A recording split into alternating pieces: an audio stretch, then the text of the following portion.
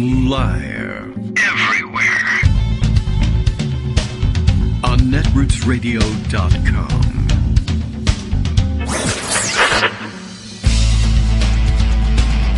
David Waldman. Kagro. In the morning. Now, here's David Waldman. Hey, good morning, everybody. How you doing? It is Wednesday, March 17th, 2021. It's a couple of things. It's St. Patrick's Day, for one thing. And so I guess we're all supposed to be wearing green, or else we can, well, I guess you get pinched. Isn't that the way it goes, right? And which is, I think, really maybe in need of major review. It's kind of a sexual harassment thing, and maybe we ought not to endorse that.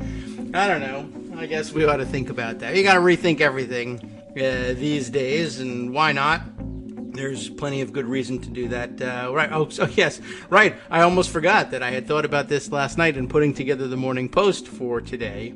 Right. So the message that pinching people who don't wear green is sexual harassment is brought to you by famous Irish American Georgia O'Keeffe, I guess, and maybe that explains the whole thing. All right. I don't know what to do with it exactly. Not a major holiday for me, but I like the green thing, and I got a green shirt to put on today. But it's also one of my brother's birthdays, and so happy birthday to you. And I will withhold your identity so that I don't know. I guess that's a safe thing to do. We don't want anybody hunting you down because they're disappointed with the content of the show. But happy birthday. I don't actually think you're listening this morning, at least maybe sleeping in. That would be a nice thing to do. Plenty of other things to catch up on, including, I suppose, Shamrock Shakes. We could always go for that one. And I see the new item rolled out at McDonald's. I'm advertising for McDonald's now. They're sending me lots of money. What is it? Shamrock Shake Oreo, whatever the heck what do they call their concoctions over at McDonald's when they put all the stuff? I'm thinking of Blizzard, but that's actually like the Dairy Queen version of it. Anyway, whatever the hell they do over there, they don't pay me enough. Like McFlurry. Okay, thanks very much. They do pay me enough, apparently, to say what the name of their product is. I should have guessed. I'm like, well, it's got to be Mick something, right? And what's left? Mick Snowstorm, Mick Nor'easter. I don't know. I forget what they call. Oh, it's very light. McFlurry. Okay. Very good. And let's see. That gets us up to speed on the nonsense for today. Greg Dworkin has a bunch of regular, serious stories that we need to turn our attention to. The filibuster happening, the reform happening, the discussion anyway. We'll be revisiting that at some point today and for the rest of the week. And yes, we will catch up with Eli Zupnik, and he can tell us what they're doing to fix the Senate while we yell and scream about it. What are they working to do? Keeping track of everything, keeping track of the various proposals, who's where on all of this. I believe Axios has been working on sorting that out, but Ellie's been working on actually making people change their minds about it and figuring out which proposals to land on. Other news of the day that I really kind of have to catch up on just quickly, at least before we get to all the rest of the political news.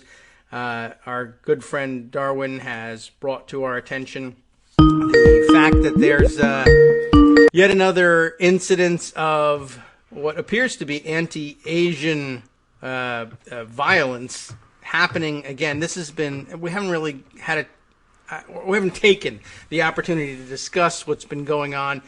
And thankfully it's been happening at a relatively small scale, but it's widespread and it's weird and it's worth mentioning so that we can do something to stamp it out. But it appears that I guess some of the various right-wing leaning white supremacist thugs in various spots around America, I think taking their cues from Donald Trump from back in the day when this pandemic started. He seemed intent on blaming the spread of the pandemic on the Chinese. And whenever you target the Chinese, they're usually, there's plenty of white supremacists willing to pick up on this stuff and then target what they think are Chinese people, but it turns out to be just people of various Asian descent, and it never has anything to do with Chinese people anyway.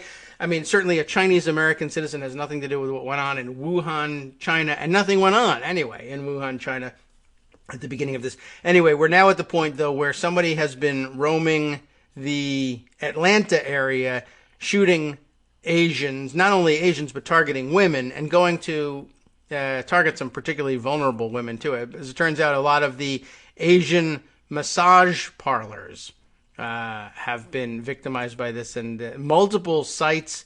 There's 8 people have been killed in the shootings. The police finally do have a suspect in custody.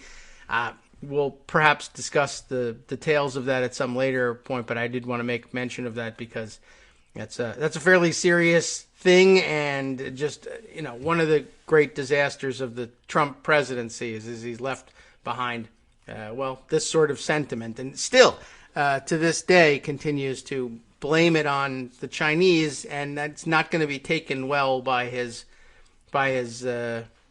supporters and other lunatics.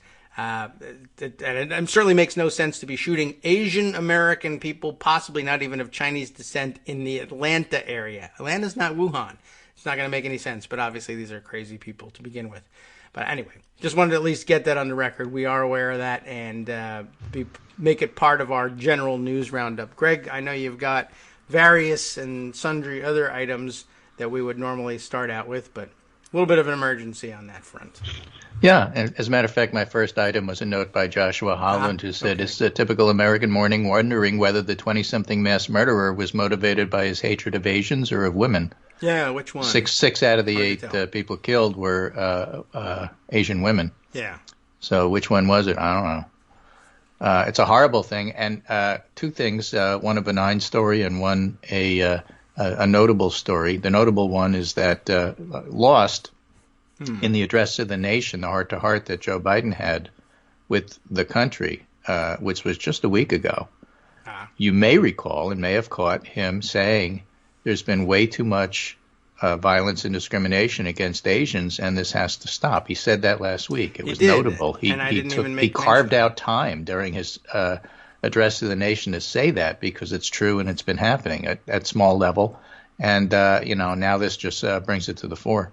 Yeah, I mean, it had been going on for a while, and it was well worth the mention. And I believe you mentioned it in your summation of what he had to say, but we didn't really pause on it. And I don't know. I mean, it's certainly not the cause of somebody doing something like this. We didn't give it enough attention, but it does deserve more. Just that he noticed that it was happening prior to last night, and in fact, it's true. And so it is something that we need to be well aware of. Yeah. The expression these days is AAPI, Asian American Pacific Islander, to be a little bit more inclusive because people don't discriminate when they discriminate. That's true. They just say, "Oh, you look Asian, good enough for me. I don't really care where you're from." And the fact that a year ago, when the pandemic was just starting, we had a whole discussion, at least I did, and you kindly listened. I was there, I think. I think you were there, about how the WHO has stopped calling viruses by their place of origin to try to avoid discrimination. Yes. And so they don't call it the Hong Kong flu anymore or some such. And back in 1917, 1918, those days, it was the Spanish flu or the French flu, or depending upon who you were mad at. Often the Spanish flu by Trump the English flu. because Spain wasn't under the same sort of regulations about what you could or could not print in the press. And so the censorship didn't allow it to be called the American flu, which is probably where it originated, a camp in Kansas somewhere. But it was called the Spanish flu widely. And, the idea was don't call it by a place of origin. You'll only be sorry about the discrimination that leads to.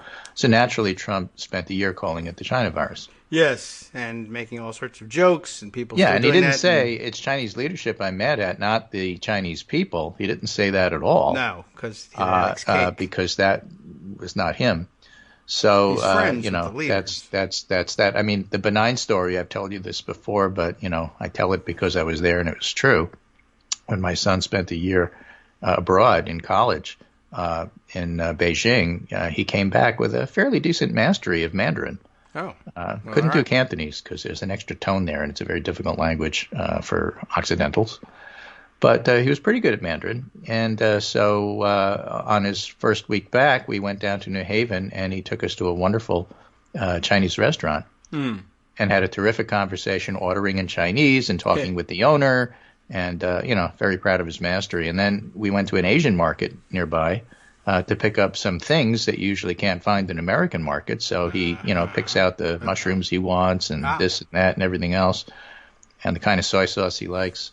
And we go to the counter, and my son starts to, ask the guy behind the counter to ring everything up, and he's still speaking Mandarin, and the guy's looking at him, and my son says it again, and the guy's looking at him, and then finally the guy says to him, "Dude, I hope you speak English. I have an idea of what you're saying. By the way, I'm Korean." And so, that's a benign example of mistaking somebody for somebody else, or one ethnic group for another ethnic group, or one country for another country, and it happens. And no, it's not because everybody looks alike. But, when you start to discriminate, you don't ask for a birth certificate, passport, family tree to make sure you're discriminating against the proper person. Right. You shoot first, you ask questions later. And in this case, literally. Plenty of other examples. It happens all the time. Every time something happens in the Middle East, the Sikh community has to go into alert and hide because everybody, for whatever reason, thinks that they're Middle Eastern, which the headdress, I suppose. It's just something to note and be very careful about. And so, but it's a horrible thing that happened, and obviously they already have the perp, and so more information will come out on that, I'm sure. Yes. Okay. Well. Now, speaking of, the former guy. Trump did something right. Barely. You're right. Barely. He was on Fox News last night, according to the Wall Street Journal. Former President Donald Trump urged his supporters to get vaccinated against COVID-19, noting many of them have been reluctant to do so. Mm-hmm. That's a fact. Okay. In fact, both of those are facts. Yes. I would recommend it, and I would recommend it to a lot of people that don't want to get it, and a lot of those people voted for me, frankly. Mr. Trump said Tuesday night on Fox News. People have the freedom to choose, he said, adding, it's a great vaccine, it's a safe vaccine, and it's something that works. Okay. Now, it turns out, as this article points out, Mr. Trump previously mentioned the vaccine during a speech before the Conservative Political Action Conference last month, CPAC. So everybody go get your shot, he said, a message overshadowed in that context by Mr. Trump's attacks on fellow Republicans in the fallout of the January 6th Capitol riot. And just as Joe Biden, talking to the nation about COVID, also mentioned that you shouldn't discriminate against Asian Americans and Pacific Islanders, thank you. All right. Trump spewed a whole bunch of nonsense and ridiculousness at the CPAC conference, but also told everybody to go get their vaccine. And so, when you throw these little things into a larger context, they get lost. But both of those dudes did say what they said. Yes. All right. Well, just so long as they actually said the things. It's important. All right. That's it? Okay. Yeah, it was cool. settled. Now we can all go home and cancel the show. It's St. Patrick's Day. Let's go out. Okay. It's a funny thing because with that guy not in office, you don't have the complete chaos that's going on. In fact, that was part of the theme of my pundit write-up this morning, which is Biden's rolling along, getting things done. Yeah. And Kurt Bardella had an interesting, I thought, piece in USA Today. Okay. At Joe Biden news conference next week, focused on real life, jobs, vaccines, staying alive. I heard there were none. Biden announced that there's going to be a news conference on March 20, next week, March 25th, I think. Oh, okay. Or 26th, I forget the exact date. But he announced that on such and such a date, a news conference will take place. Of course, when I tweeted it, I added 2023. There's been sort of all sorts of annoyance on the part of news people that he's not having a press conference, and the rest of the public is saying, who frickin' cares? Shut up, you self-absorbed people. I mean, what are you airing? I keep seeing him. We talked about this on the show. He's got Jen Psaki out there. If you wind up speaking to the not president, but the people under him who are actually in charge of policy, you want to talk about COVID, why don't you talk to Andy Slavitt? He knows a lot more about what's going on than Biden does. for example. Yeah, probably true. And this is how it used to be like before that other guy was president. Mostly other people talk to the press, and occasionally the president. And I'm sure we'll all be glad to hear from him. But I mean, okay. Also, there's been no shortage of information about him, from him, about the initiatives. It's not like I've been turning on the news and they've been playing the national anthem and the test pattern or something. Right, exactly. So as Bardella wrote, as Joe Biden crossed the 50-day threshold of his presidency last week, he was met with a flurry of headlines fixating on something pretty much no one in America gives two damns about. To date, the president has not held a news conference. Yeah, right. So, okay. So, he's going to. Hooray. And I don't know. I mean, I guess they figure this is their big opportunity to catch him out by, there's no one he can turn to answer the question if they get him with a gotcha. I guess that's the thrill of a solo news conference. Yeah, a solo news conference is so somebody from OANN can yell about, what about Hunter Biden? And then it's on TV that night. Yeah, I guess so. I don't know. You think it'll hurt your election? And we'll get to elections because there's news on that front, too. Biden not yet holding a formal news conference raises accountability questions, read one headline in ABC News. After 50 days, Biden still hasn't held a news conference. Critics and allies wonder why, said the Washington Post. Fox News has started a daily drumbeat writing Biden still hasn't held a news conference, 55 days and counting. Let me tell you something. If Fox News is chasing a narrative, that should be a signal to run in the opposite direction. Well, it's fine by me. I'm happy to run the other way. Right? It's almost as if the Washington media world has completely forgotten what Biden inherited from his predecessor.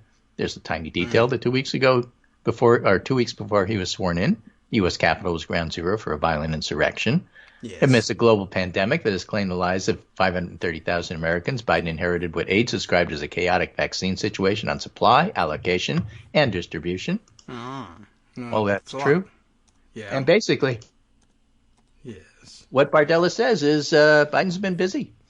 Yeah. He's doing his job. Okay. I mean, honestly, even if he hasn't been, I mean, I do recall that there was some long, lengthy period of time in which the press was complaining about Trump not having a formal solo press conference also. And even that, I thought that was kind of weird. Yeah, then you start having them, and then the press started complaining that Trump is having press conferences. Too many of these things.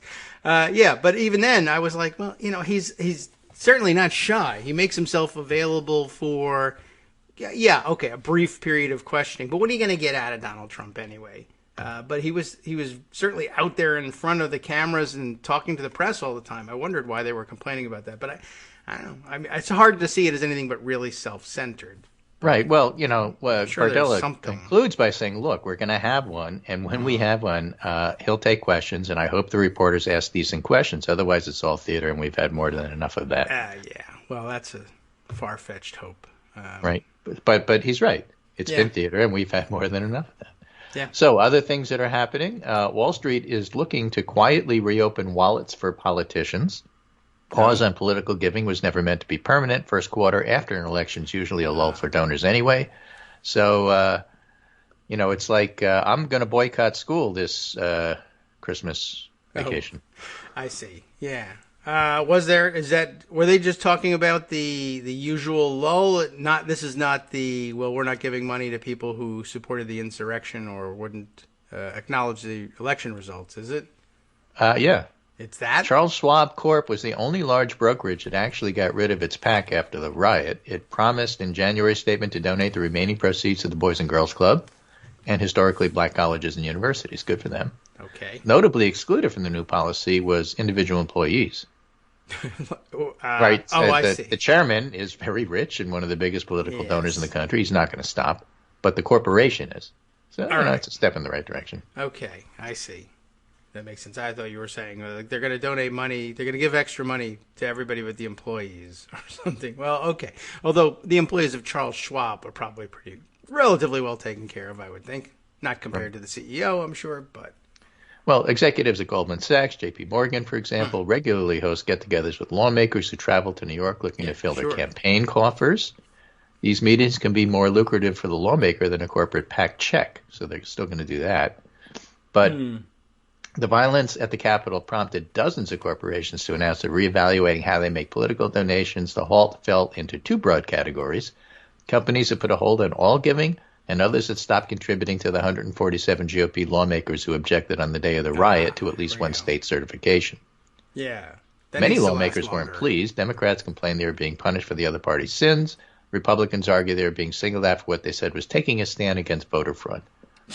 Former's legitimate complaint, latter isn't. All right. True.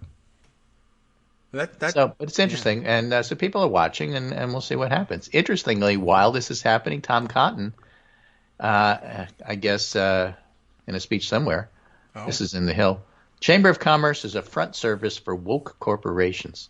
Yes, that's how long have I been saying? Oh, during an interview with radio show Hugh Hewitt. What? And did Hugh Hewitt not say, "Are you crazy"? I'm perfectly comfortable telling you I really don't give a shit what Hugh Hewitt ever says. Okay, I guess so. All right. Well, thanks. I mean, I can't imagine anybody who is more compromised in terms of their opinion than Hugh Hewitt.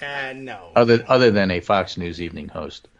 Yeah. All right. Well, he's certainly useless about it. But what a weird. Well, so I guess Tom Cotton is upset. This is my own Chamber thing. of But what Commerce at the annoys me moment. is partisan shills who masquerade as being reasoned, objective observers. Yes. I hate that. If you're a partisan, just say you're a partisan. You know, don't try to bullshit us with this dog and pony show about, I'm only asking questions. I'm only doing the research. That's Hugh Hewitt. You know, at least the Fox News people at night are very clear that they're opinion people. They even say that in court when they're challenged. Oh, yeah. Well, you can't blame me for telling people fake news. I'm not a news person. I don't do news. I don't do truth. I do opinion. Well, I guess we can be thankful for that. At least they're upfront about it. Okay. So it really annoys me when people are, well, you know, this reasoned person, like, you know, My goodness. in a previous incarnation, you could find them all over the editorial pages of the Washington Post. Here's David Brooks and George Will being reasonable about being jerks because we're objective. We just happen to come to the conclusion Republicans are always right and Democrats are always wrong. Yes. That's changed since Trump, you know, one of the nice things. But I always find that kind of opinion selling way more annoying than just being upfront about where you're at. Right. Then it's objectively true that there's no salad bar at Applebee's. So that's true. Okay. So something, by the way, you know, before I forget to ask, and this has really been a burning question since the beginning of the show. How many brothers have you accumulated over the years? Oh, I have a collection of every kind. I have one brother, and that's it. But there's more to the collection. And I have 2 stepbrothers, and I have 2 half-brothers. There you go. Yes. So you have a basketball team. Yeah. Including you. You have a hockey team. I guess that's true. I don't know how many of us can skate, but I'd be a pretty good goalie. I don't have to go too far. Yeah. Well, that's what they always think. Well, you know, I've been thinking about that. That's I think a missed calling for me is hockey goalie. I played a little bit in like roller hockey in camp and stuff, but I just my reflexes are pretty good. I tend to catch things, you know, that are falling around me, including people when they topple over, various things falling off of desktops and tabletops that people are usually standing around. They're left wondering, how did you even know that was happening? And I say, I don't know. So either hockey goalie or Spider-Man. I'm not sure which. There you go. We'll see. So in other election news, the 15-page report from the Intelligence Service, U.S. Intelligence Community is out. Here's the Reuters version. There's an AP version, a Reuters version, a Mother Jones version. And the only difference between the versions is when the report says that Putin likely directed 2020 U.S. election meddling, but the election itself had integrity and the numbers weren't changed. And Putin unleashed a lot of false information, fake news, if you will, through allies of the president. The difference between the 3 reports is simply how far they're willing to go to name names. Okay. Right? The report named Derkach, who met Trump's lawyer Rudy Giuliani in 2019. That's what AP says. Excuse me, that's what Reuters says. AP isn't really willing to name anybody. Really? And Mother Jones says, look, we all know who they are, from Ron Johnson to Rudy Giuliani. Okay, well that's good. I think I have the Mother Jones one tucked away. That's been big news.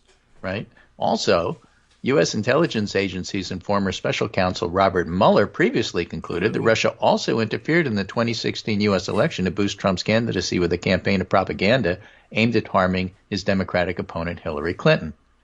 And Mueller, within the last 24 hours, I think, said, my report didn't exonerate Trump. Well, thanks. Now it's the reason I bring this up is because over the years you'll find plenty of Trump defenders saying he was exonerated. Nothing ever came. You still think that Russia interfered with the election? Well, they did. Right. Yeah. Well, you still think that Trump's a Russian agent? No, that's not what I said. Nobody's saying Trump's a Russian agent. That's a straw man. Okay. Russia interfered with the election in a big way, in a bigly way. Yeah. And Trump glommed on it, and there were innumerable contacts between the Trump campaign and Russia. Some Trump people wound up going to jail for it. Mm-hmm. So no, he wasn't exonerated. That's not the same thing as we proved that Russia threw the election or that we proved that Trump is a Russian agent. None of those things have been proven. And therefore, it's fair to say none of those things, as far as we know, are true. Yes. As far as we know. But the fact that Russia interfered is a fact. It's a hard fact. And what's interesting is that in this particular look at what happened in 2020 is that Russia interfered, but not quite as much as they did in 2016. So they scaled it back, a little budgetary constriction. Okay. They still tried. Yeah, well, I mean, why not? And China, on the other hand, decided not to. Oh, well, they were busy too. So look for sanctions on Russia. Okay, well, we'll look forward to some of that. Yeah, and of course, everybody's sort of hoping to conflate the failure to convict him in impeachment with exoneration. I know they were looking for that. Hi, it's me, David Waldman, your host for Kagro in the Morning. I have good news to report. Many more listeners like you are making critical contributions that keep our show on the air. Makes good sense, of course, and patreon.com, Patreon.com, makes it simple. Now you can make easy, secure, recurring monthly contributions to support our show. Patreon.com/KagroX gets you straight to our donation page. Maybe you'd like to thank us for helping keep you sane during the Trump era. Maybe you're looking forward to in-depth explanations of what's going on in the Biden administration. Whatever it is that keeps you listening, we need your help to keep bringing it to you. And hey, if you happen to prefer using PayPal or even the Square Cash app, we're up and running with those options too. Thanks again, everyone, for all your support. We literally could not do this without you.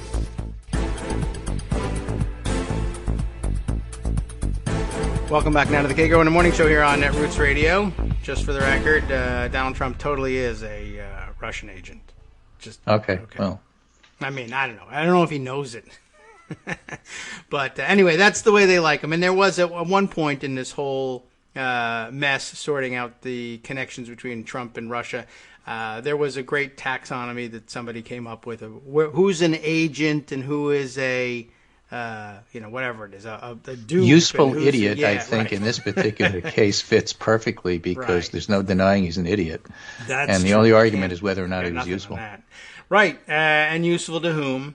But, right, so anyway, I was pleased to see this, I guess, and it's nice to hear that Robert Mueller is still around and kicking, didn't get COVID. But other than that, I don't have much use for him, but whatever. Okay, so I think that was a conscious effort on the part of the Trump supporters, certainly to glom on to the failure to convict him in either of his two impeachment trials and conflate that with, well, see, if he's not convicted, then he's innocent of the charges, and that's not even the case in court. They just say, well, we haven't found you guilty, but that doesn't mean you didn't do it. So here's something good that came out of the pandemic. Driven by the pandemic and the Fauci effect, applicants flood public health schools. Oh, people. Okay, that is interesting. Right? Volunteering to have people demonstrate outside your house in 20 years. People in these fields say they see emerging signs that the crisis will inspire the next generation of doctors, nurses, and public health professionals to join the ranks. Cool. Public health schools, for example, saw a 23% jump in applicants for master's and doctoral programs from fall 2019 to fall 2020, and are reporting an even bigger increase so far in this application cycle. Yeah. All right. I like that. I don't know, do they measure how many people are signing up for epidemiology or virology specialties? Well, first you got to get in. You Yeah. don't sign up before you get in. True, but you can go hang out at the school and say, "What are you signing up for, kid?" I suppose. But I don't know. But this It's is also much clear better. that the pandemic has had something of an opposite effect on those already in their careers. COVID-19 has been a crucible for so many. Health authorities have been threatened and harassed by a public who bristled at measures meant to keep them safe, and many quit. Yeah. There's widespread fatigue and concerns about burnout among public health officials and clinicians alike. They've seen colleagues get sick and die.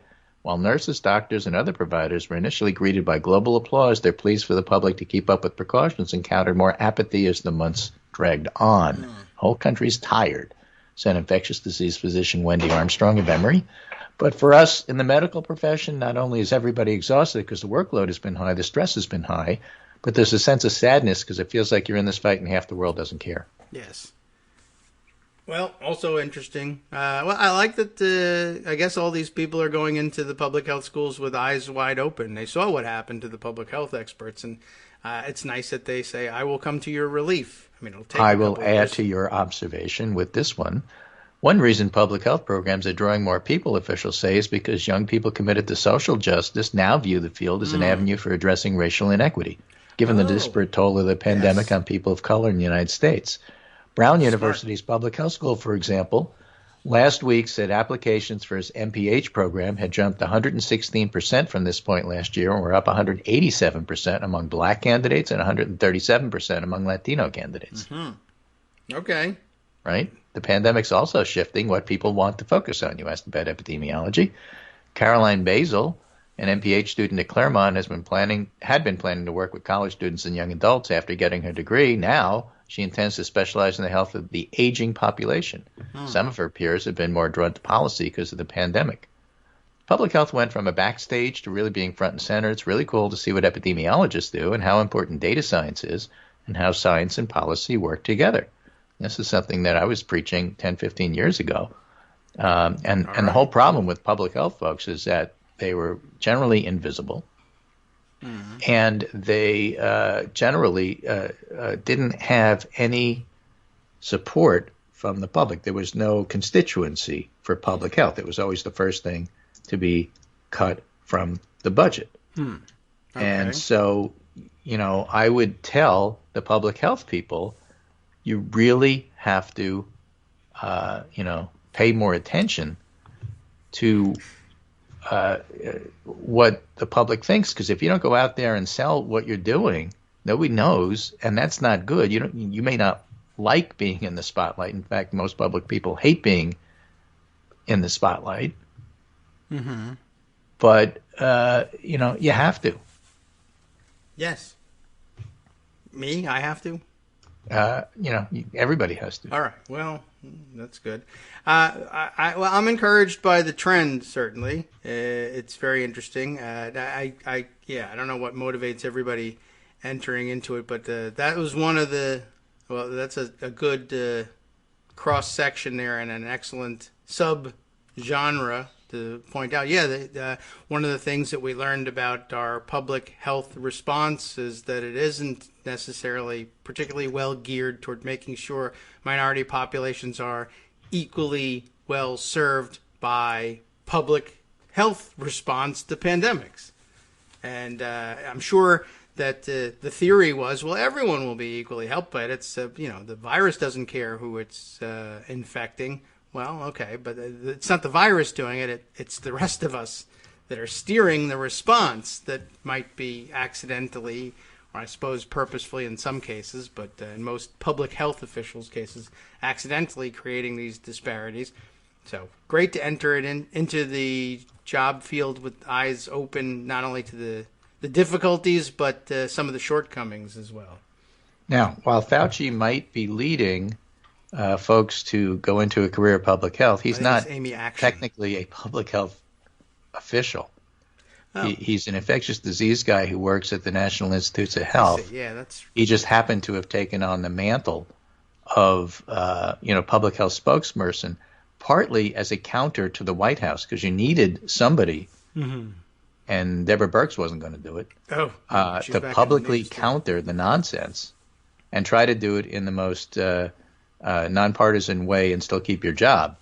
And he's fairly good at that in terms of being a political infighter. There's no question that he has a sense of politics, having been around this long.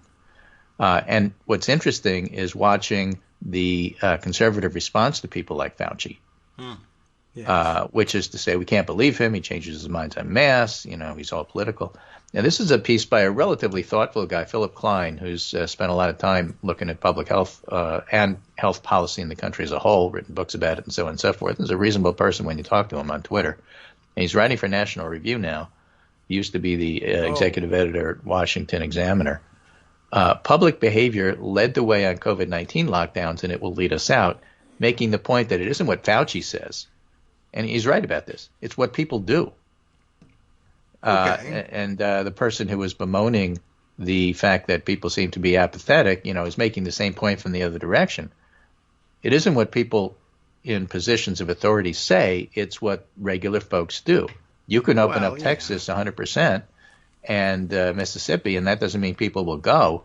If people still are uncomfortable eating indoors and they still insist on wearing masks, that's going to drive what happens, not what official policy is. If things work out, officials will take credit for their policy, but in fact, that's not really what did anything. So, this is important. And Klein makes the point, at a certain point at which actual restrictions have to be lifted for things to truly get back to normal. People can't send their children back to schools that aren't open. You can't hold large indoor weddings in localities that are still enforcing capacity limits. But as people become more active in their personal lives and comfortable interacting socially, it'll put more pressure on state and local officials to relax restrictions. And as restrictions lift without an accompanying surge in hospital visits, it'll create a certain momentum that'll force more openings. We're seeing something of that now, partly due to the warmer weather, partly due to people, in fact, policing themselves by not eating out, partly due to the number of vaccines that are being given, especially to the senior population and in nursing homes. But as you see the hospitalizations drop, as you see cases drop, as you see death drops, there's more and more pressure on individual states to open. Yes. And it's not just red states. You see it in Connecticut. You see it in California. And the public would like to resume as soon as possible. And the public is fairly educated about this. They're willing to take certain risks, but not other risks.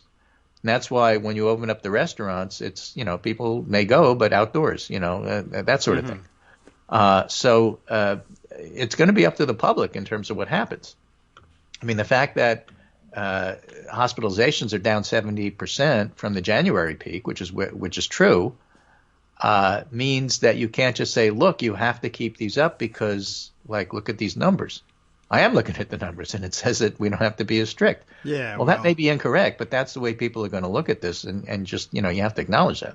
Yeah. Well, that's where those public health people come in. It's important to have people around who are trusted sources, and it's important to trust them when they speak to say things like, I know it looks good, and that you would probably guess that the numbers being down means you can be less cautious, but here's the way this particular disease works, and what it means is. But how the public reacts to things, particularly ones who are trying to make a point and argue about it. Yes, right. If you use magazine, when you should have used, right, something else, then you're disqualified in discussing this. I mean, that happens all the time. Fauci once said something about masks, and now he's saying something else, so we don't have to listen to him. People do. And his 40, 50 years in the field studying this means nothing because he once said this and then he said that. Right. Like he changed his mind or something. So, part of that problem is the public health people themselves must get more skilled at a number of different things when it comes to discussing this with the public, because not all the public health people are good at this, right? And the very, very first principle, which is always the first principle, even when you feel like it shouldn't be the first principle, is tell the truth.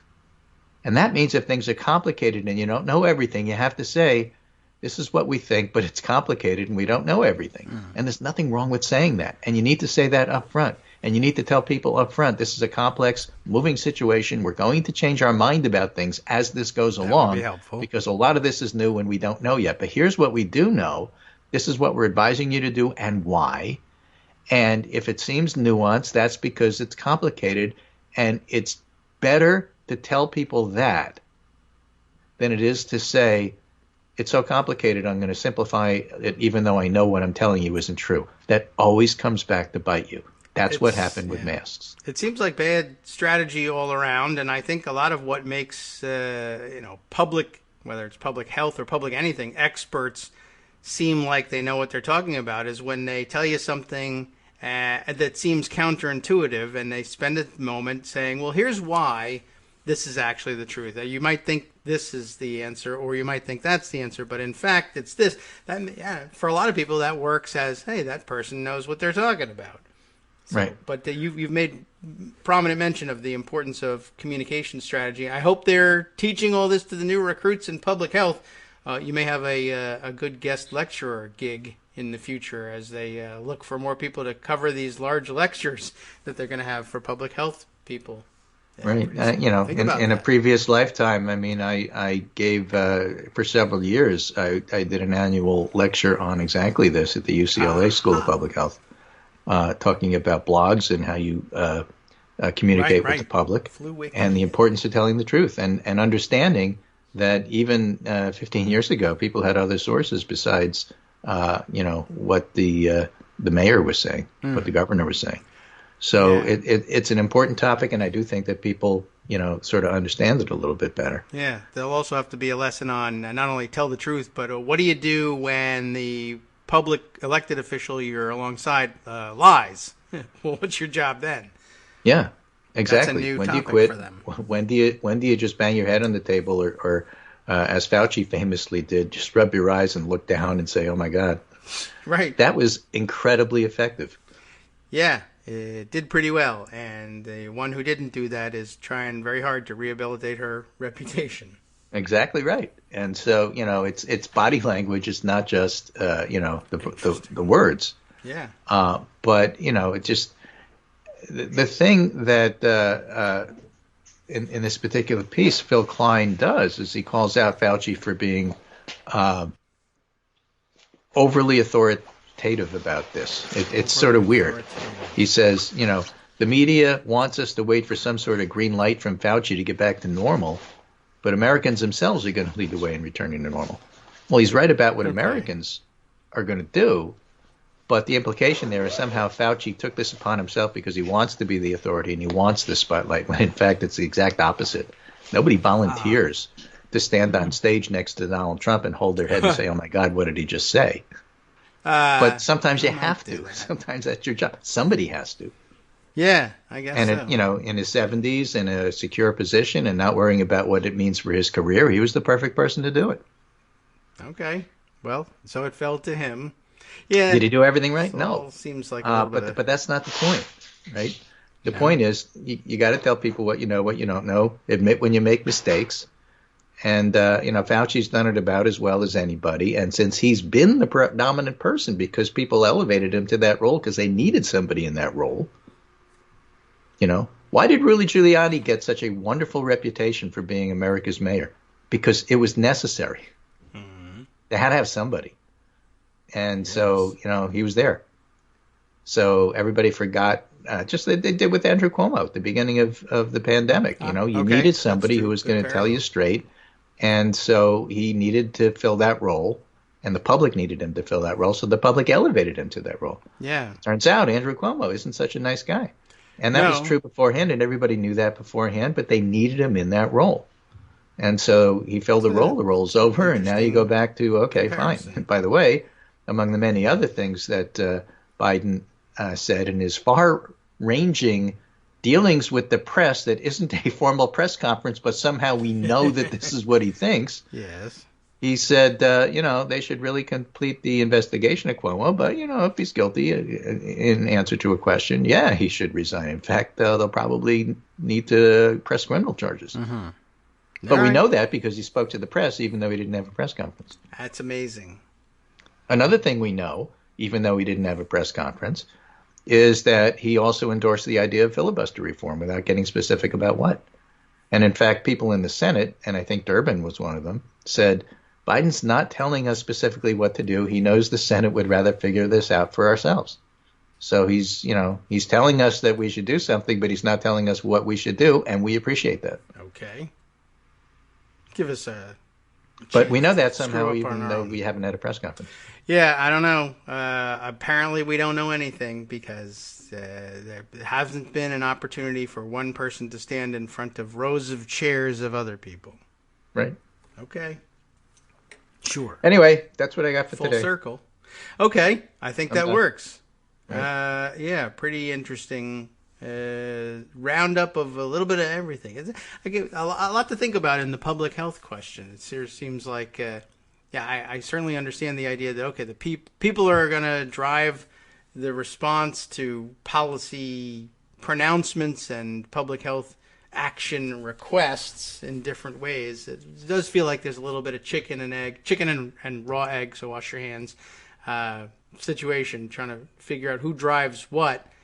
It certainly plays in both directions. And an interesting observation, too, that Fauci isn't supposed to be a public health official. He's just a high-ranking guy in a government agency. In a government where he's the only one who knows what he's talking about. Yeah, so. I guess that's it. Who ordinarily would be speaking to these to the coronavirus pandemic in a functional administration? Would it be the head of Health and Human Services and the head of CDC? Okay. That's what happened during the flu pandemic in 2009. And you had Mike Levitt play a very, very prominent part in pandemic preparedness.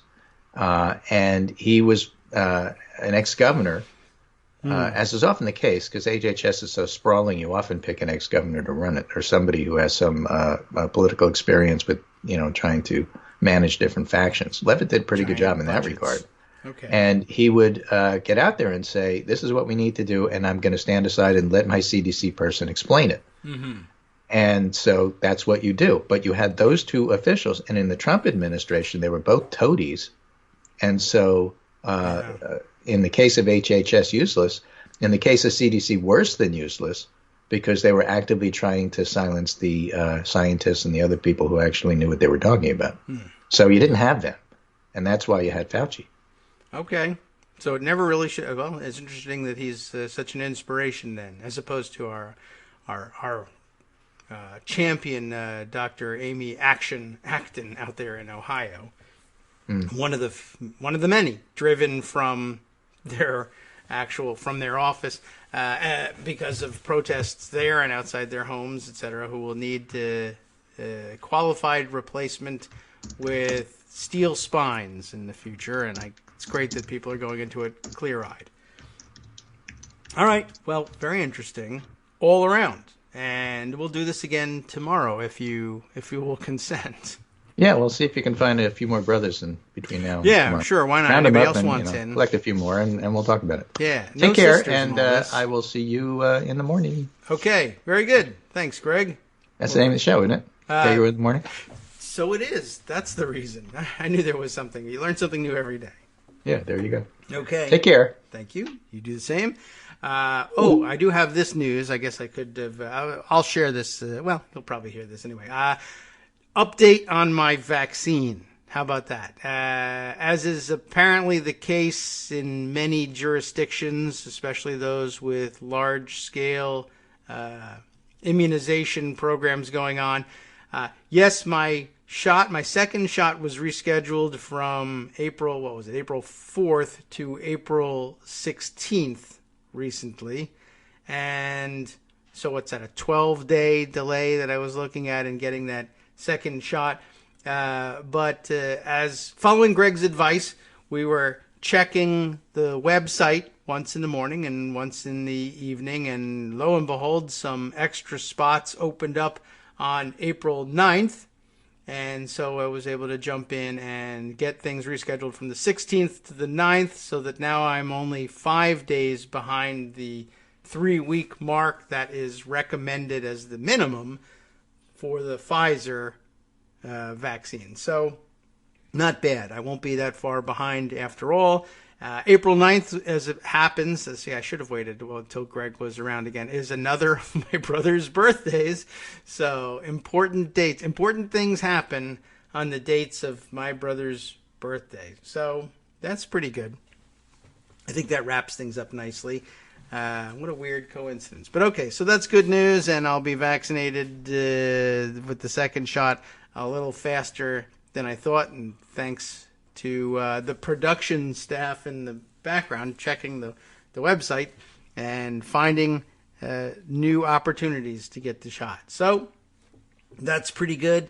And I'm doing pretty good, by the way, in terms of numbers of brothers vaccinated to try and bring those things together. Let's see. There are 1, 2, 3 of the 5 that I know of fully vaccinated, with finally hope on the horizon for another vaccination program to start. And let's see, who's missing? Oh, we should probably check out in Colorado what's going on with number 5 on the vaccination list. I don't know whether these been in, and I have to check in. I don't know what how things are going for them. Okay, let's see. So that's it for brother birthday and vaccination news.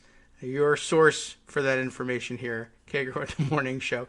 Turn here first to find out how siblings are doing getting their vaccines. And if you and your siblings have been getting their vaccines, perhaps you want to contribute to our roundup for each day. Okay, let's see. Just a few minutes here before the top of the hour break. I got a story I can circle back on, something I was thinking of bringing up yesterday. And it's not super duper important, so it fits nicely into the space between now and the break. But I happened to notice yesterday in the morning, early morning, Twitter comment from Rachel the Doc Bidikofer, who I follow on Twitter. And let's see, she was commenting. Okay, you know how these things go. It's a chain of comments. That's the way Twitter works.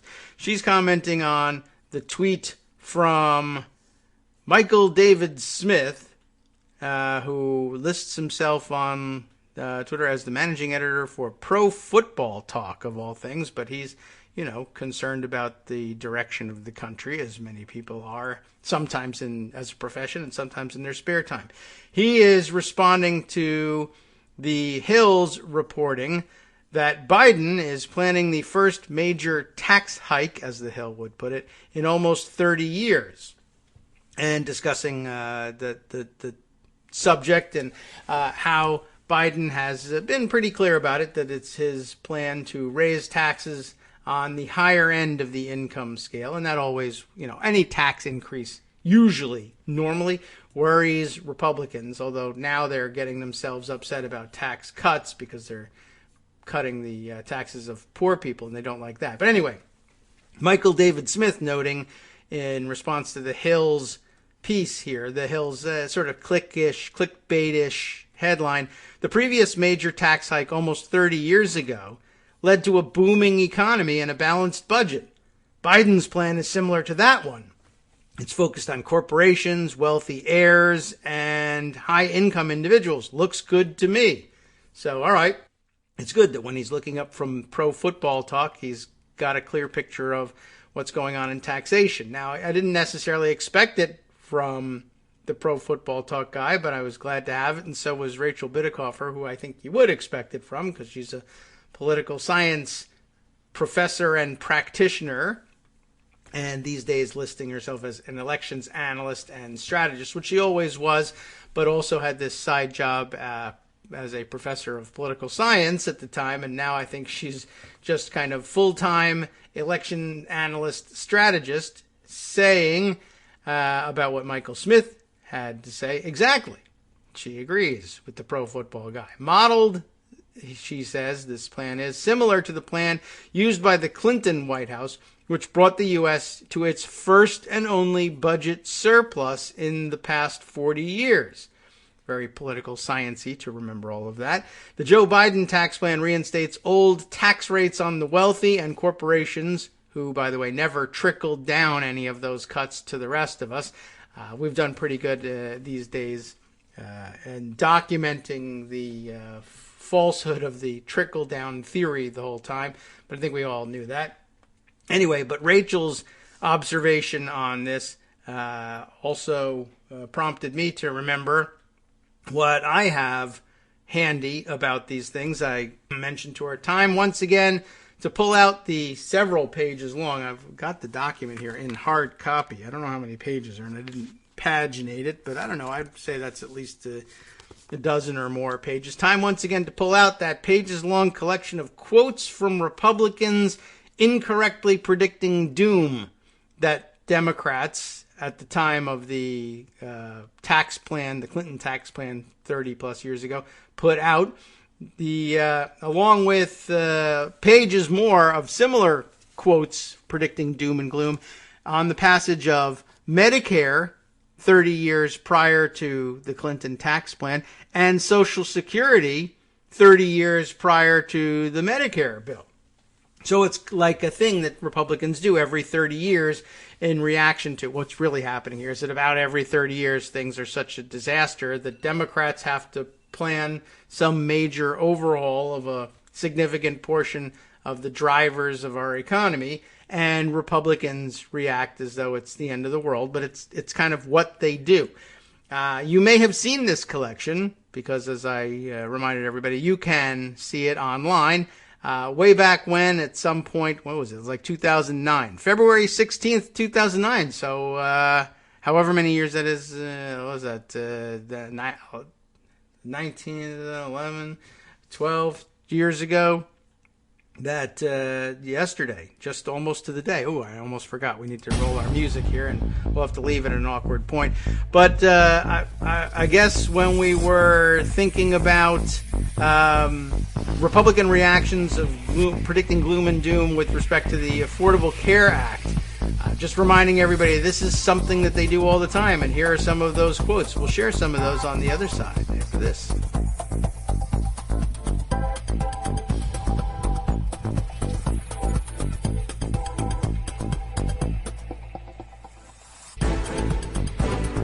All right, welcome back now to the Kagro in the Morning Show here on Netroots Radio. I forgot that since the music started at the wrong time, so you were waiting a little extra for us to come back. So we took a couple extra seconds for the break. Once again, just sort of setting things up, my comment prompted by Rachel Bidikofer noting, as Michael Smith does here, that this is something that happens about every 30 years or so. Although it started out just saying, look, when the Clinton White House rolled out its tax plan, its stimulus plan, its economic, I think that's what they called it, right? I think that was the first modern usage of the stimulus idea that really stuck as terminology. But the economic stimulus plan, and it raised taxes on the wealthy, and it did lead, as Rachel says, to the first and only budget surplus in the past 40 years, quickly squandered, of course, by his successor, George W. Bush. And the idea that this is a pattern came up to me, and I realized that, of course, it works in parallel to this other pattern that I've been noticing, which is that Republicans also tend to win back the presidency and, if not immediately, eventually cause something of a constitutional crisis about every 15 years, about twice as often as Democrats actually opt to fix the thing. So for every constitutional crisis / economic disaster, and for every two crises / economic disasters that Republicans cause, Democrats come back. They repair every other disaster from the Republicans, and maybe we need to step up our rate of response to Republican brinkmanship and disaster capitalism by responding more frequently. Anyway, I pointed everybody yesterday to the fact that I had stored this thing forever on the internet in case I ever lost the paper copy. But I never did lose the paper copy. I very consciously saved this thing. So here is a, well, let's see, 1993 to 2003 to 2013, almost to 2023. We're 2 years shy of that. So 28 years.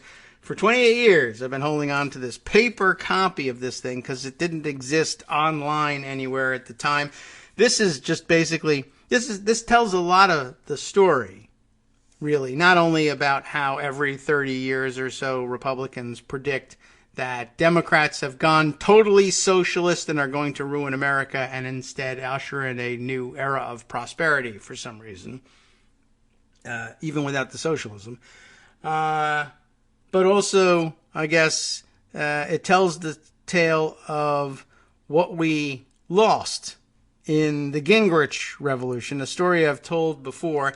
The fact that this compilation is available to us is evidence of two things. One, I never throw stuff away. And two, that this compilation of quotes I have, the paper copy here, the title page says, 60 Years of Republican Rhetoric. A collection of remarks from the GOP during debates on Social Security, Medicare, and the 1993 deficit reduction package. And then it credits it to then Representative Robert Menendez, now Senator Menendez of New Jersey. How is it that he was such a visionary genius to have put this together? The answer is this was a document circulated by the Democratic caucus at the time with the instruction, hey, put a cover page on this thing, put your name on it, and when you talk to the local media in your area to sell the deficit reduction / economic stimulus package, you can point out the repetitive nature of the Republican rhetoric of doom and gloom and hand them a copy for themselves. And every member will look like a genius researcher to the local press in their own area. This probably was a product not of the Democratic caucus directly, but of the Democratic Study Group, which was a separate entity funded by contributions from every Democratic member, and at that point, believe it or not, actually not a few Republican members as well. They were able to use official office budget funds to pay dues to the Democratic Study Group, DSG, which was, not unrelated to the Democratic caucus, but was an outside independent agency that produced its own legislative and policy analysis, among other services that they provided. This fell into the category of what they called legislative services organizations.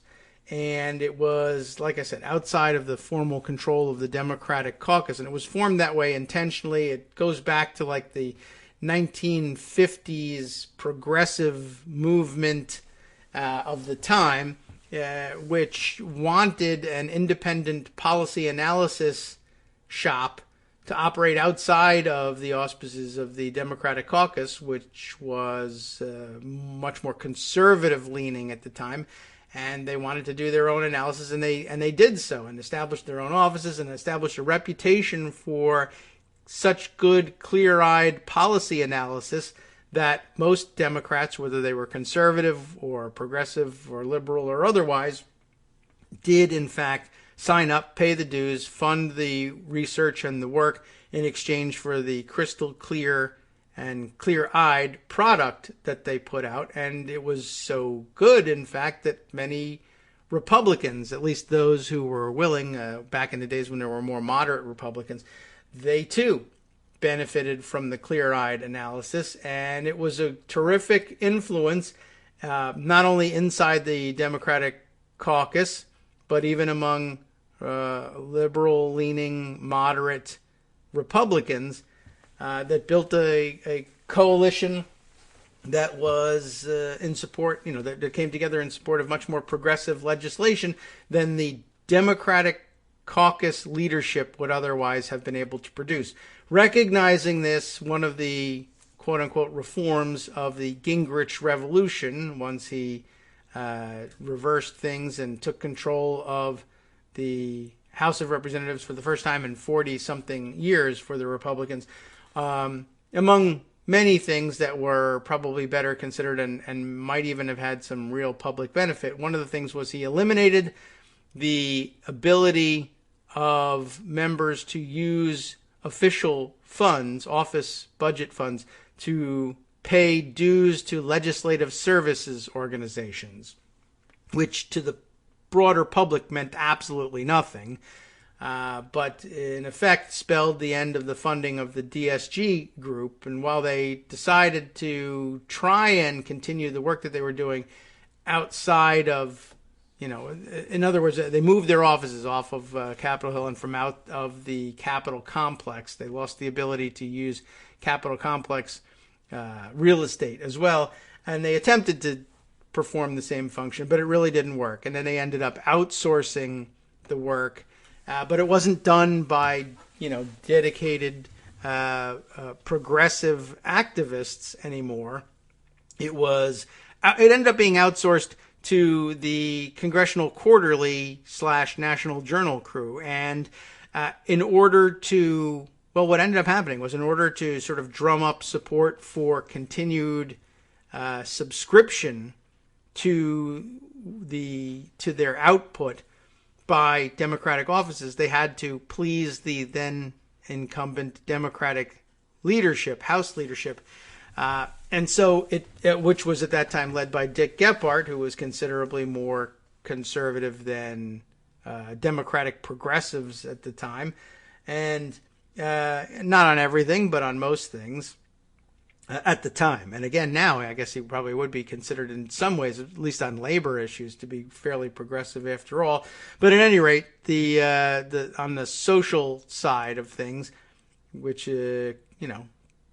covers a lot more policy areas than just labor, the outsourced private group really kind of had to be able to point to analysis that he would be more pleased with in order to get buy-in from the rest of the Democratic caucus and for them to pay their dues anyway. So it was a great loss, and a calculated one, and probably one of the more better targeted actions that Newt Gingrich was able to pull off. Anyway, one example of the sort of thing that they did was they were able to make available to every member something like this. This is, and let's go to it, what I had online from February 16th, 2009, was my contribution at the time, I guess, to the pushback on the doom and gloom of the Republicans with respect, I think, to the Affordable Care Act.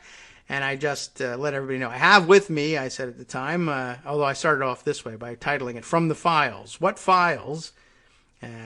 Little self-deprecating humor here. The insane pack rat files, of course. I was holding on to what was then a 20-something-year-old document, now 30-something years old. Still got it.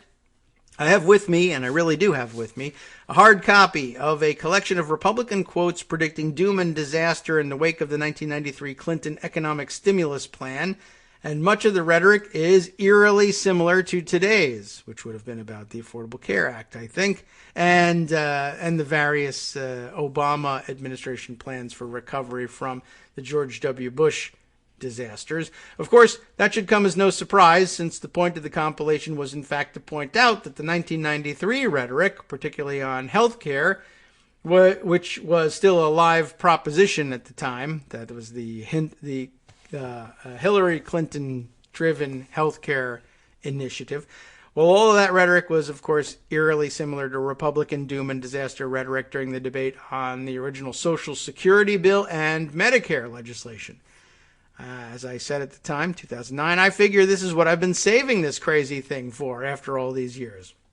So I'm just going to type them all up here for your enjoyment, and I sincerely hope that they retain their entertainment value forever, and in particular, that we all get to laugh, not nervous tittering, but have a really carefree laugh at this exercise very, very soon. It took about a year to get around to it, though. Some of these quotes are better ammunition than others. I think the blunt predictions of utter disaster from the Republicans in 1993 are pretty damning for the most part. Others, I'm not so sure, haven't still got at least some grain of truth to them somewhere, particularly with respect to Medicare. And it turns out a lot of those fears were not necessarily all that well founded either. I think many of the concerns were more than overstated, but they're not all quite as crazy sounding as, say, some of the quotes from Social Security era, insisting that it would be the end of a free America, except Reagan's, of course. He went there. One other thing you'll notice about the 1993 quotes is how many of the Republicans responsible for them are no longer in power. Most of them are long, long gone. The prosperity created by the Clinton program far outlasted them, which is as it should be. Finally, I can't vouch for the sourcing, formatting, or the editing. I'm reproducing these quotes as near to the format in which I got them as I can, with the exception of having put the name of the speaker above the block quotes in the 2009 post in the current blogging style, as opposed to beneath them as was done in the original document. You want a flavor for some of this stuff? I don't know if it pays to necessarily read every single one of these things, and I don't know how many of them I ended up including in the roundup. I imagine it's not all of them, but just a select few of them. But I guess what I selected at the time, such gems on the 1993 Clinton deficit reduction package as then House Minority Leader Robert Michael, a Republican of Illinois, telling the Los Angeles Times in May of 1993, "They will remember who let loose this deadly virus," how apt now, "this deadly virus into our economic bloodstream." Remember that? So that's something. That's the top of the House Republican leadership at the time, 1993, saying the people, the American people, will remember who let loose this deadly virus into our economic bloodstream. Result of the deadly virus in the economic bloodstream, vast and long-lasting economic boom that led to the only budget surplus in the past 40 years, as Rachel Bidikofer pointed out. Newt Gingrich, still around, still alive, not that influential anymore, less so than he was last year anyway, telling people in August of 1993, "I believe this will lead to a recession next year. This is the Democrat machine's recession, and each one of them will be held personally accountable," which is amazing because, of course, the flip side wasn't true when it turned out that not only did it not lead to a recession, but a gigantic economic boom and a budget surplus.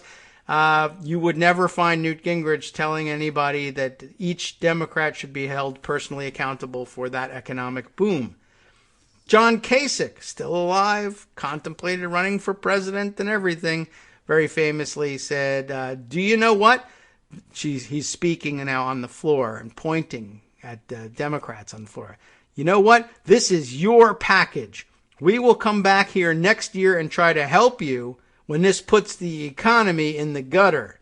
It didn't, and they didn't come back to try to help or even claim credit for having done anything. But I mean, these were enormous political gambles, or would have been if people were really paying attention to them.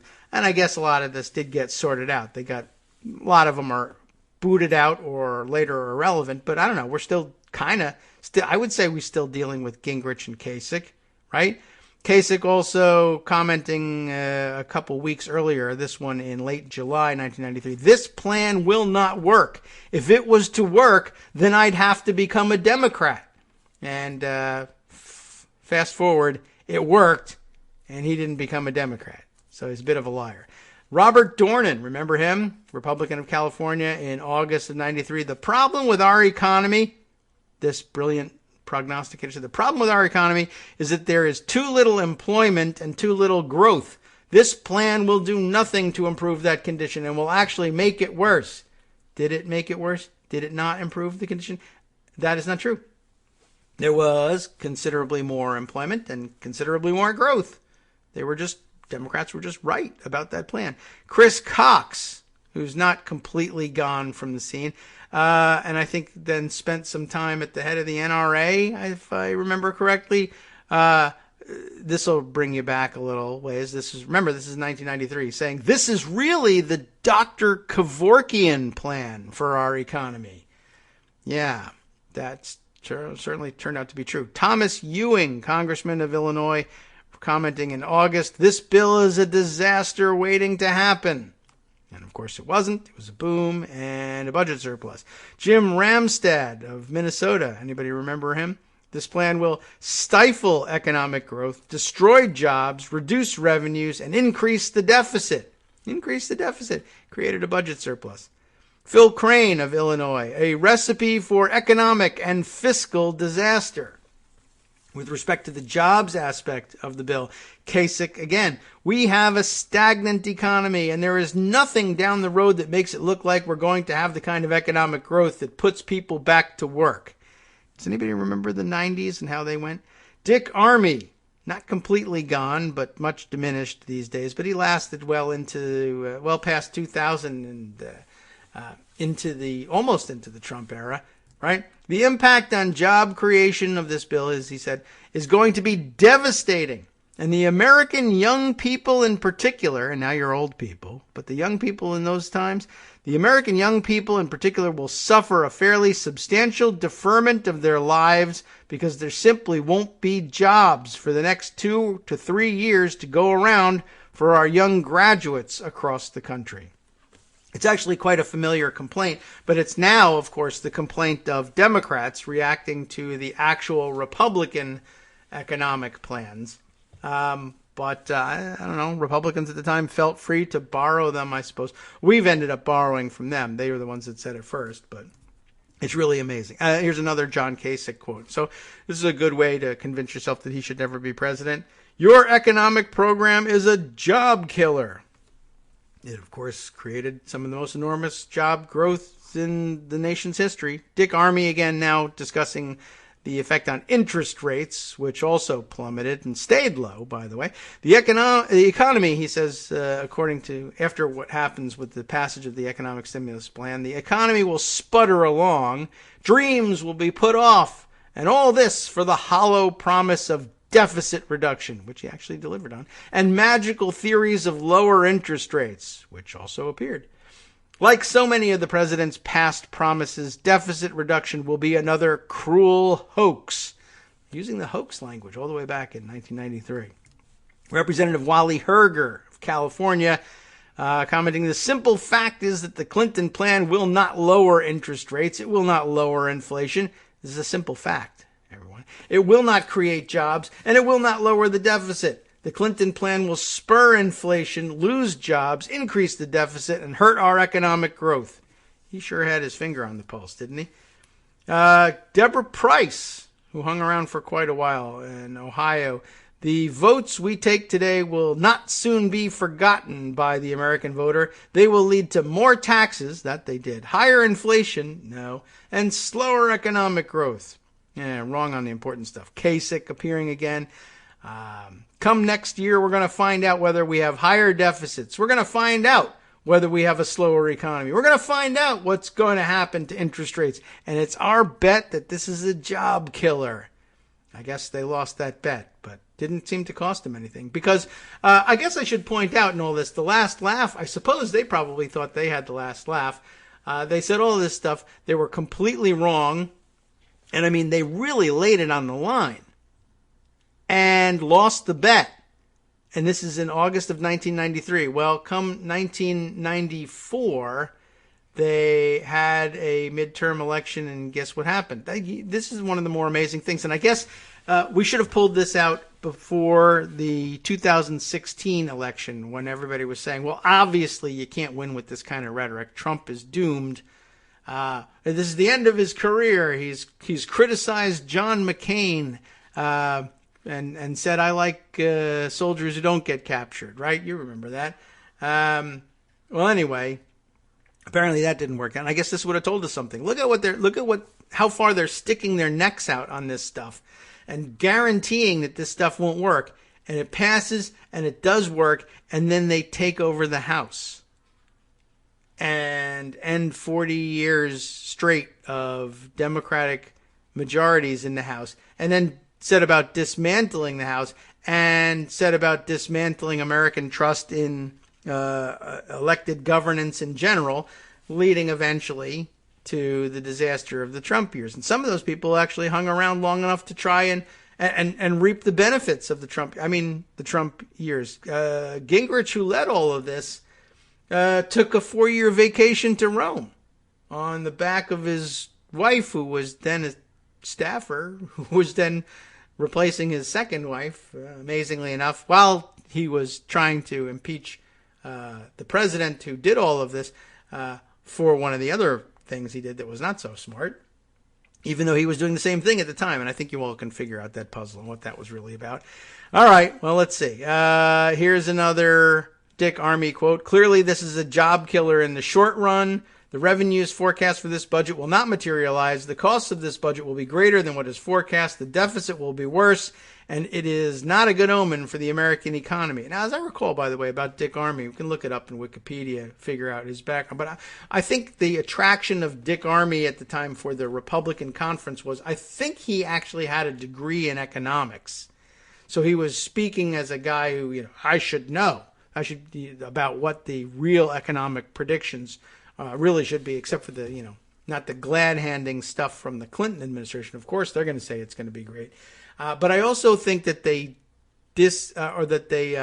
what was it?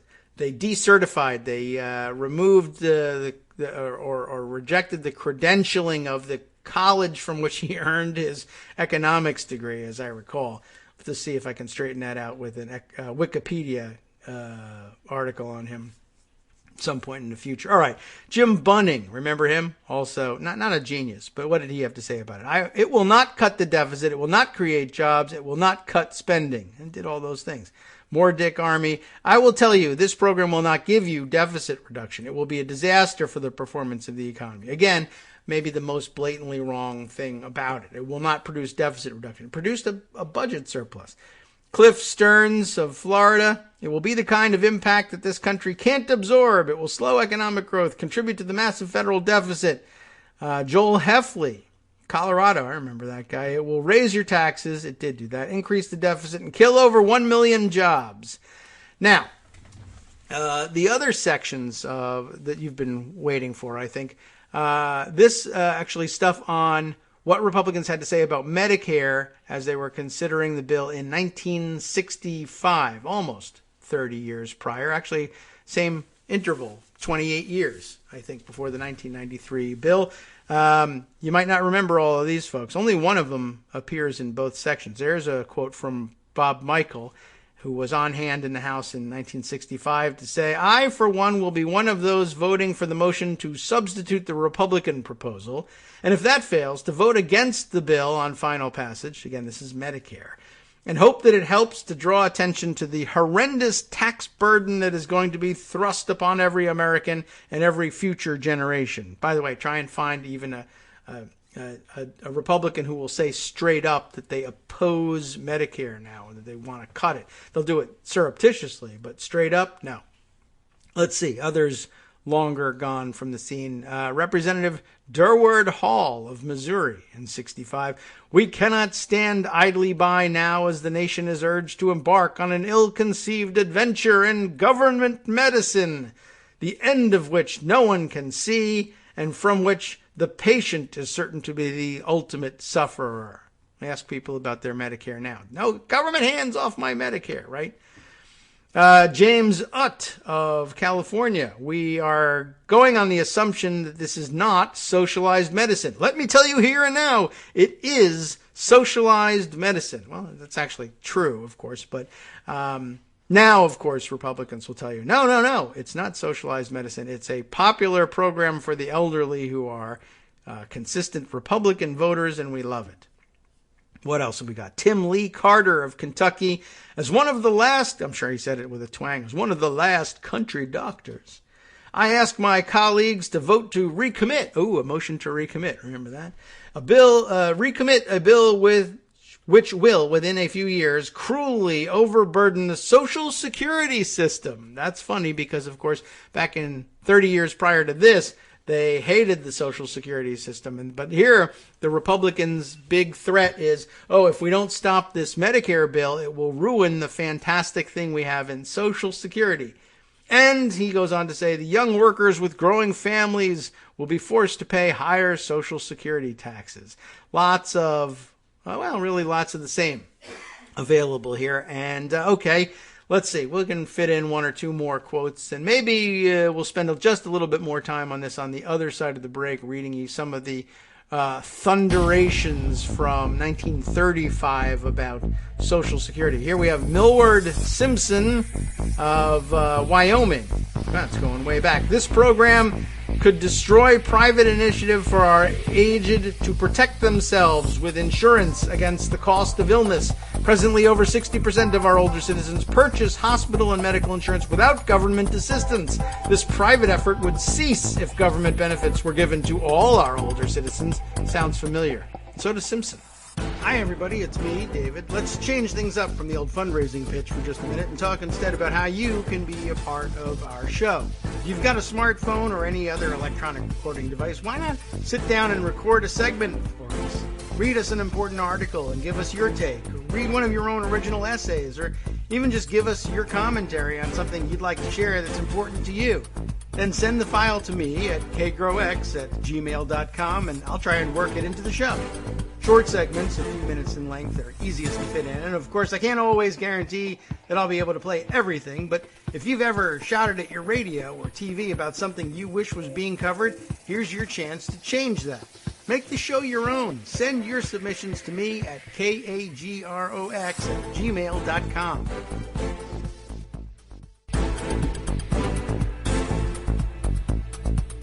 All right, welcome back now to the Kagro in the Morning Show here on Netroots Radio. Let's do a little bit more on this and circle back and clarify a couple of things. First of all, first I mentioned to you just as we were leaving, we were reading the comment from Senator Millward Simpson, Republican of Wyoming, back in 1965, basically saying, yeah, if we pass Medicare, older people will not buy any insurance, and they'll all be government dependent, and nobody will pay anything to the private insurance industry, and that will be a big disaster. And that, familiar refrain, of course, we heard it in 1993, we heard it again in 2009. That was the whole point of bringing back this document.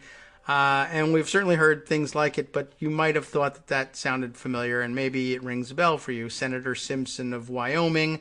And just to be, I guess we'll clear it all up, and if it's still in a fog in your head, yeah. So in the 1960s, Millward Simpson availed himself of the opportunity to try to fight against extending affordable health care coverage to elderly Americans by essentially being totally wrong and or lying about it. And then he passed the privilege of doing that on to his son, dynasty style, as they might say in the UK, to the son that you might remember, who made a nuisance of himself not only in this very same area of policy, but in economics in general. His son, Senator Alan Simpson of Wyoming, who made a nuisance of himself later on in all sorts of economic policy, along with Erskine Bowles, and of course, Joan will remember him very well. So just sort of an interesting thing that it was the family business that you could inherit from your dad, the ability to stand around and harumph about the possibility that somebody else somewhere else might do well in their life too. By the way, on the question of Dick Armey, I guess I don't remember it exactly correct, or I'm sure there was a anti-Republican spin put on things at the time. But the Wikipedia description of his economics education, his background in economics, is at least a little bit more upbeat and a little more rosy than what I gave him credit for. And no, it's not true that the institution that awarded him his degree in economics is defunct, because that was the University of North Dakota, and I'm pretty sure they still have one of those. And he's originally from North Dakota, and I know he settles in Texas and ends up representing Texas, but that's he's not originally Texan. That's not a big deal. But just by way of his early life, education, and career section in Wikipedia, right, born in North Dakota, Cando, North Dakota. I don't know whether I'm mispronouncing the name, or maybe the town no longer exists. They decertified the town because he was so bad at economics. Let's see. He graduated from Jamestown College with a BA. And is Jamestown still there? It's now the University of Jamestown in North Dakota. And guess where it is? Jamestown. So, private Christian university in Jamestown, North Dakota. About 1,000 students and still in operation. Although, I don't know. I don't remember exactly what I heard about his educational background in the past. But I think maybe what I was thinking of was that some of the places he taught economics were either lost their certification or are no longer operating in the same form anyway. So here's what, like I said, here's what it says over in Wikipedia, and we can dive further into that perhaps sometime off the air. He got a master's degree from the University of North Dakota. That's still around. And a PhD in economics. I had it wrong. The PhD in economics came from the University of Oklahoma, which is definitely still around. Army served on the economics faculty at the University of Montana from 1964 to 1965. A sprawling career on the economics faculty at University of Montana. He was assistant professor of economics at the West Texas State University, now West Texas A&M, from 67 to 68. I mean, he's really racking up the tenure moves here, right? He spends 1 year at Montana, 1 year at West Texas A&M or West Texas State, and then a span from 1968 to 72 at Austin College, and North Texas State, now the University of North Texas, from 72 to 77. And then as chairman of the economics department at North Texas State University from 1977 to 1983. And here I think might be where that story about the decertification comes from, because how Wikipedia links to everything. Right, he's on the faculty at University of Montana, definitely still have one of those, and it's got a link in Wikipedia. Assistant professor of economics at West Texas State, now West Texas A&M, that's got a link, so I think that means it's still there. Austin College, that's still there, even though it's not in Austin, it's in Sherman, Texas, for whatever reason. And North Texas State, now the University of North Texas, also linked. Now, it goes on, as we say, served as chairman of the economics department. I mean, chairman of the economics department is no joke, except for the fact that, I don't know, his economics background told him that the exact opposite thing that was going to happen in 1993 from the deficit reduction and economic stimulus plan. He predicts the opposite, stakes everything on it, loses, but goes on to great fame and fortune. Anyway, chairman of the economics department at North Texas State University from 1977 to 1983. There is no link for the North Texas State University entry. That might be what's gone. And so we could look into that at some point if we really want to dig into it. Anyway, it's just kind of interesting as a backgrounder. All right. Well, anyway, there's more from the files, of course.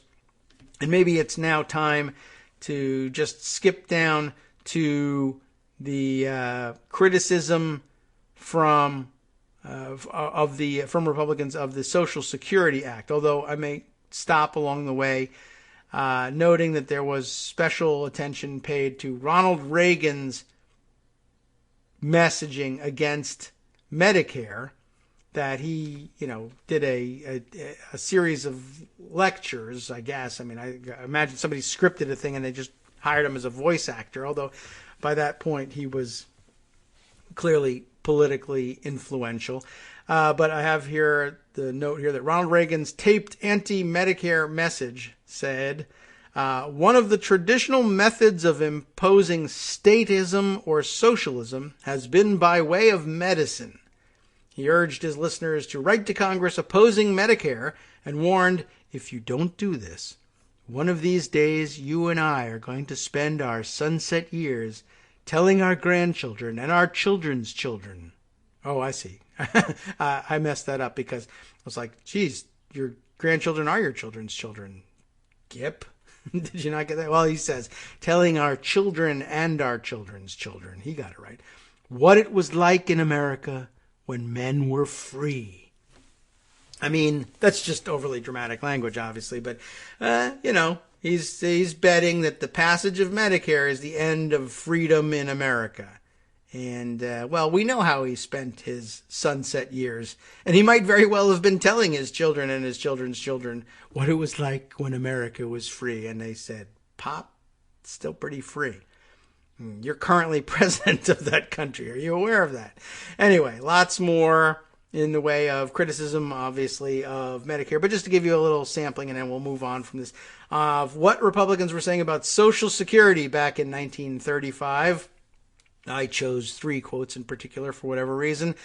Congressman John Tabor of New York, April of 1935. How were they speaking in New York back in 1935? Never in the history of the world. Give it like the newsreel sound there. /FDR. Never in the history of the world has any measure been brought here so insidiously designed as to prevent business recovery, to enslave workers, and to prevent any possibility of the employers providing work for the people. Okay, does that sound like it might be plausibly from 1935? I've seen some like static in the background too as we roll this stuff. I don't have any static sound effects. We'll rustle some papers. Representative Daniel Reed, also of New York. 3 New Yorkers speaking on this. Daniel Reed saying, the lash of the dictator will be felt, and 25 million free American citizens will, for the first time, submit themselves to a fingerprint test. Does that ring a bell for anybody? Does everybody feel like that's what happened? Social Security. Millions of free American citizens submitting themselves to a fingerprint test. Not even sure what that means. I guess we got Social Security cards. Is that what they meant? And finally, James Wadsworth, also of New York in 1935. This bill opens the door and invites the entrance into the political field of a power so vast, so powerful, as to threaten the integrity of our institutions and to pull the pillars of the temple down upon the heads of our descendants. That was some flowery stuff. It was nicer, I think. The language was just I don't know, soaring rhetoric. It would have been better to sit in Congress then and listen to that bull than the stuff we have to deal with today. I don't know. Louis Gohmert is a real come down from these guys. Madison Cawthorn. Never mind Lauren Boebert and the rest. Okay. Anyway, I just thought that was really interesting. And if you're really interested, I don't know, I could take pictures of the various pages of this thing. There's a lot more. For whatever reason, I edited it down to these select few nuggets, a good half hour worth of nuggets.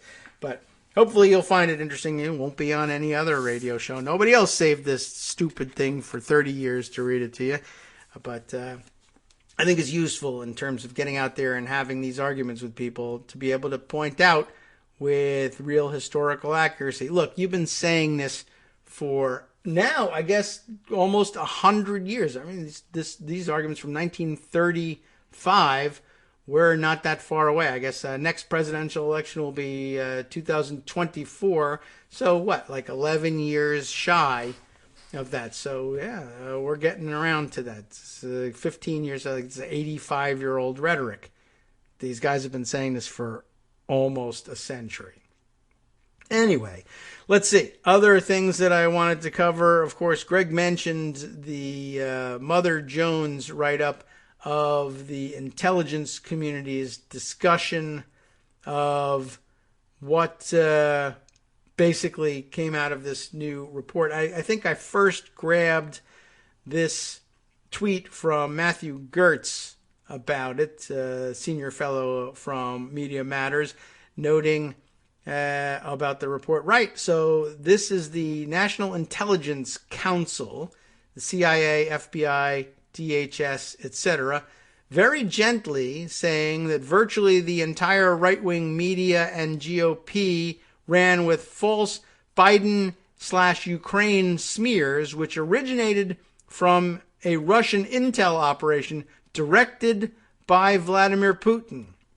These screen grabs that he's got are taken directly from the National Intelligence Council's report, and it is this report that I think it's David Korn at Mother Jones was analyzing, along with the other news analyses that Greg mentioned.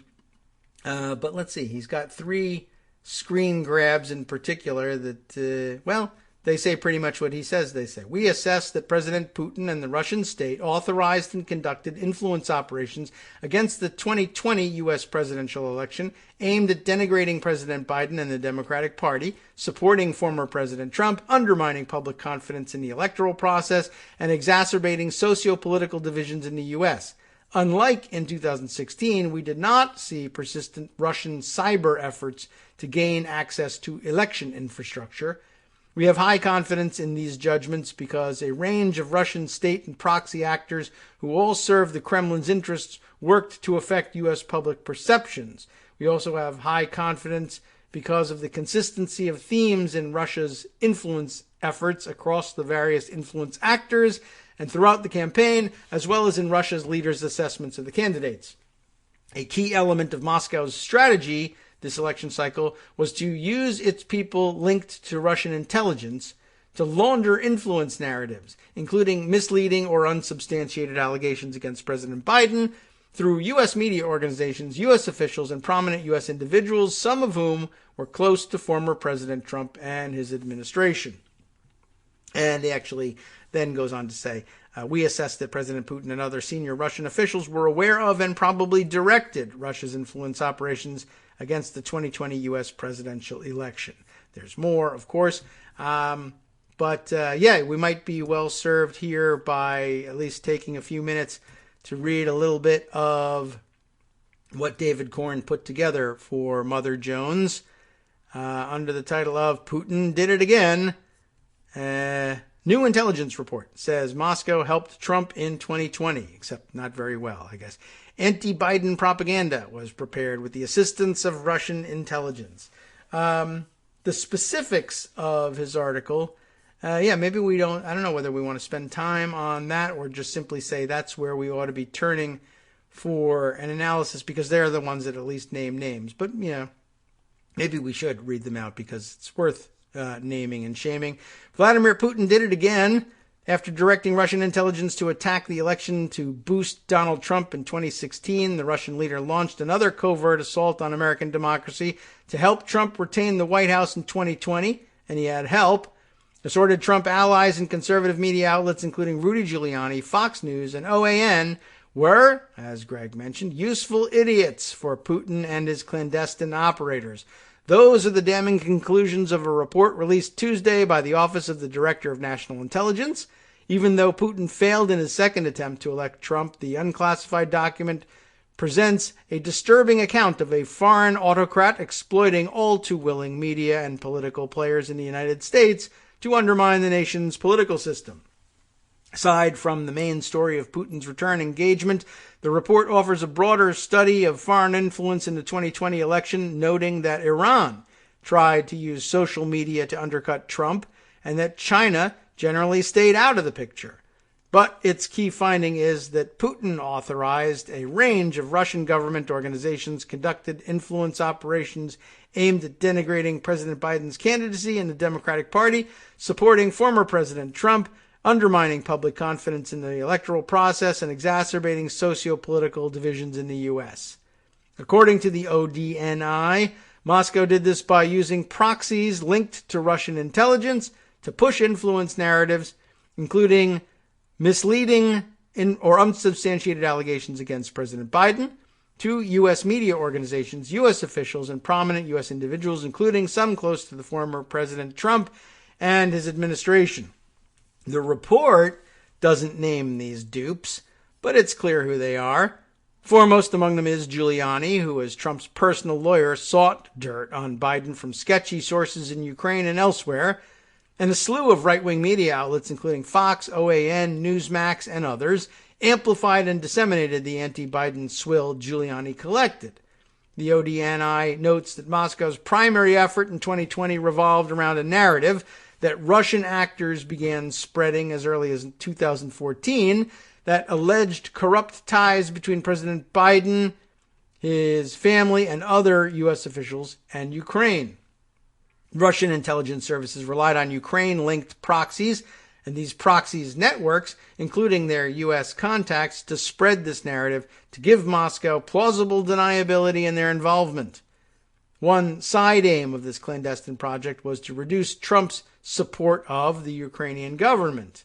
And we saw how that happened in his impeachment trial.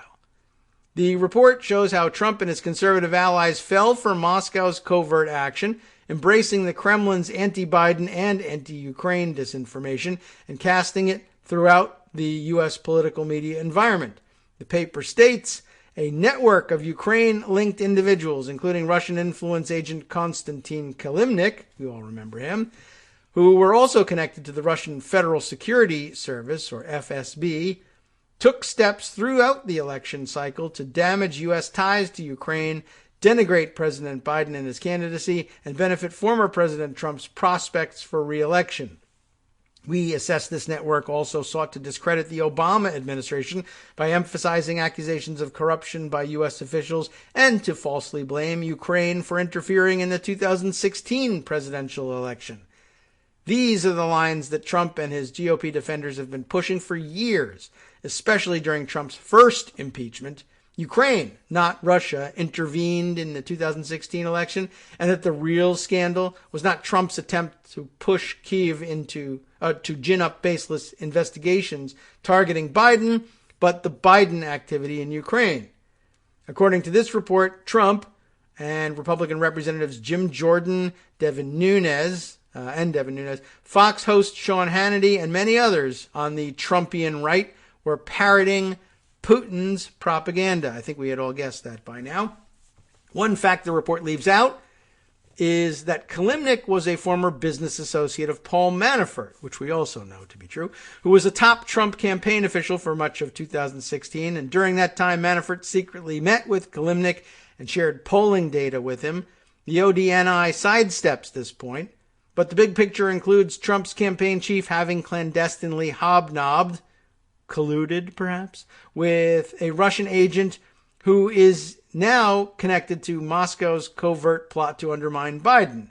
Kilimnik's appearance as a Moscow manipulator in two consecutive elections ought to be front-page news. The ODNI goes on to report that Kilimnik, Andrei Derkash, a Ukrainian legislator who is tied to Russian intelligence, and their associates sought to use prominent U.S. persons and media conduits to launder their narratives to U.S. officials and audiences. These proxies met with and provided materials to Trump administration-linked U.S. persons to advocate for formal investigations, hired a U.S. firm to petition U.S. officials, and attempted to make contact with several senior U.S. officials. Of course, I remember seeing pictures of Derkash with Giuliani visiting in a Ukraine hotel, right? This appears, at least in part, to be a reference to Giuliani's endeavors, which included the efforts of pro-Trump lawyers Joe DeGeneva and Victoria Tensing, and conservative journalist John Solomon, remember him, to collect and promote unproven allegations about Biden related to his son Hunter's business activity in Ukraine. And let's not forget that The Hill was the vehicle that Solomon used to spread this misinformation. Disinformation, really. In essence, the ODNI says Trump's personal lawyer and his comrades and their allies in the media were key elements of a Russian disinformation scheme mounted to help Trump hold on to power. This was not the only recent Russian attempt to mess with U.S. politics, the ODNI says. After the 2018 midterms, when Democrats won back the House, Russian intelligence cyber operatives hacked organizations affiliated with the Democratic Party. And in 2019 and 20, the report says Russian military intelligence hackers unsuccessfully targeted U.S. political actors. They also tried to penetrate Burisma, the Ukrainian company that Hunter Biden worked with. The ODNI also reports that during the 2019 presidential primaries, Russian online influence actors backed candidates from both major U.S. political parties that Moscow viewed as outsiders. It doesn't state who that was, and we won't touch that one here today. According to the ODNI, the Kremlin's trolls and bots were busily assisting Trump throughout the 2020 election season on social media. They sought to amplify mistrust in the electoral process by denigrating mail-in ballots, highlighting alleged irregularities, and accusing the Democratic Party of voter fraud. They generally supported President Trump in his commentary and boosted disparaging content about Biden while promoting conspiratorial narratives about the COVID-19 pandemic. They sought to discourage U.S. left-leaning audiences from voting. Basically, what they're saying here is the insurrection was a Russian attack on the Capitol, and there are at least 2 more, if not 5 more, Russian dupes serving today as members of Congress. In case you were ever wondering, if you ever scratched your head about, say, Andrei Derkach, and said, how is it that you could make it all the way to, like, the Ukrainian parliament as a Russian dupe? Well, 5 people or so, and maybe more, have made it all the way to the United States Congress as Russian dupes, but they think they're there because they think they're super patriots. And Ron Johnson just said, yeah, the people that they inspired to actually attack the Capitol, they believe we're not a danger because they're really just wonderful patriots as opposed to Russian dupes. So in case you thought that Derkach was an example of, somehow of the weakness of the brand new democratic system in Ukraine, our relatively old democratic system here in the United States has not done that much better. The report doesn't provide great detail, but it does reveal that the Kremlin's key influence operation, the Lakhta, Lakhta, Internet Research Troll Farm, once known as the Internet Research Agency, used social media personas, news websites, and U.S. personas to deliver tailored content to subsets of the U.S. population, and it established short-lived troll farms that used unwitting third country nationals in Ghana, Mexico, and Nigeria to propagate three U.S.-focused narratives. I guess they mean the U.S.-focused narratives. It says THEE, like the. But I thought that might be 3, but I think it's just 1 extra E. To propagate the U.S.-focused narratives, probably in response to efforts by U.S. companies and law enforcement to shut down LIR associate personas. During 2020, the Trump administration received intelligence indicating the Russians were once again trying to interfere on Trump's behalf, but Trump and his aides refused to share this information with the public and did not provide a full accounting to Congress. Now we know why. The thrust of a major Trump attack on Biden was a Russian invention. Trump, Giuliani, and the rest of the gang were in cahoots with the Kremlin in waging this war on Biden. They were enabling and aiding yet another Russian attack on a U.S. election, just as they did in 2016. This is another Trump scandal of tremendous significance that will probably not get its due. At least this time, Putin did not win. He's 1 for 2 in his attempts to make Trump president. The ODNI report details what was ultimately a failure, but it also provides a warning that a possible collaboration in 2024 between Moscow and Trump, probably Trump Jr. next time. I don't know if Trump himself actually makes it to 2024, or another Trumpish candidate, I guess, remains a clear and present danger, and so therefore still relevant, even though now he's out of office and people will try not to pay that much attention to it, and the media won't give it its due, largely, I guess, except Mother Jones and David Corn, and hopefully the rest of us as well. And hopefully we're prepared. And look, I guess the best thing to hope for is that Putin gives up and says, to hell with that. Trump's a waste of time, and I don't need to spend any more resources on him. Hopefully he doesn't find a substitute for him either. But I don't know whether he felt like he got a big payoff from these operations or not. But anyway, a lot to break out of that and absorb. And I don't know why. I guess others, I guess the lawyers at the other outlets advised them not to take guesses as to who the ODNI was referring to. But I mean, all of the public domain reporting on the subject should make it pretty easy for you to figure out. Okay, time for us to wrap things up for the day.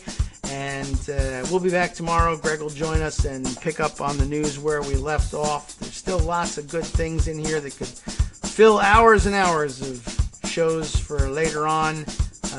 But you know how the news cycle goes. We'll be on to the fresh stuff by tomorrow.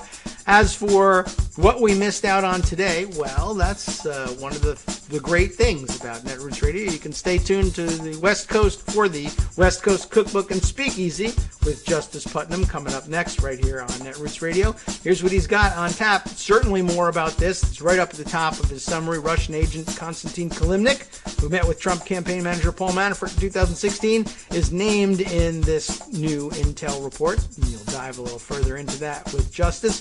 Then on the rest of the menu, Republican attorneys general from 21 states are questioning a provision in the pandemic rescue plan that bars tax cuts. I think we've heard a little bit about that. One of the more genius plays saying, yes, we'll be giving the states money. Don't use them for tax cuts. You're not allowed. Apparently 21 state attorneys general are saying, we'll fight that. Massive voter outreach because of the pandemic resulted in a big drop of rejected mail ballots. So that campaign's successful too. Congratulations. Netrootsradio.com.